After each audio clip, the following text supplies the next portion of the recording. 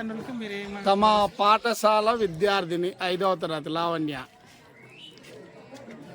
Public talk అనారోగ్యంతో పరీక్షలు రాసిందని, ఆమెకు ట్రీట్మెంట్ అందించడంలో నిర్లక్ష్యం వహించారని జనాలు అంటున్నారు. మరి మీ యొక్క వివరణ ఇవ్వండి. హెచ్ఎం నారాయణ గారు చెట్టి మాట్లాడుతూ, మా పాఠశాలలో 472 మంది పిల్లలు చదువుతున్నారండి. మా స్కూల్కి మా హాస్పిటల్కి మహా అంటే ఒక 20 అడుగులు దూరం. సో నేను ఏ మాత్రం అమ్మాయిని ఒంట్లో బాగాలేకపోతే నా వాచ్మెన్ కానీ వార్డెన్ కానీ నేను ఖచ్చితంగా హాస్పిటల్ తీసుకెళ్ళి వాళ్ళు ఇచ్చినటువంటి ట్రీట్మెంట్ ప్రకారంగా నేను పంపిస్తాను. చాలామందికి నేను పాడలు పంపించాను, కేజీఎస్లో కూడా తీసుకెళ్ళాను నేను. అలాగే పెదవేలు పిహెచ్సిలో కూడా నేను ట్రీట్మెంట్ తీసుకుంటారు. నా దృష్టికి వచ్చిన విద్యార్థులు నేను కూడా వెళ్తుంటాను.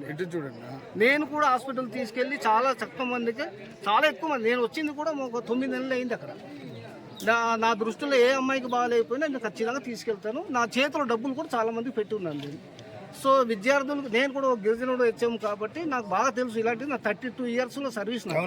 ఏ ఒక్క విద్యార్థిని కూడా నేను ఒప్పుకుని నా సుమారు ఒక 50,000 ఖర్చు పెట్టి ఉంటాను నా జేబుల డబ్బులు ఇప్పుడు.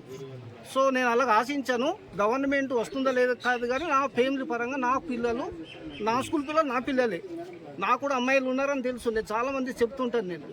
స్కూల్ తరఫున ఇప్పుడు విద్యార్థిని మృతికి దహన ఖర్చులు ఉంటాయి కదా. దహన ఖర్చులు అంటే మా వార్డెన్ గారు కూడా వస్తున్న ఆన్ ది వేలో ఉన్నారు. మేము వాళ్ళకి ఎట్టి పరిస్థితులు అన్యాయం చేయము.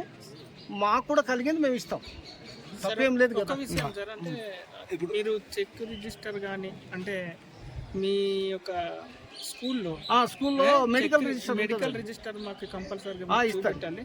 తర్వాత ఏటైతే తల్లిదండ్రులకి మీరు కొద్దిగా ఓదార్పునిచ్చి దాని అసలు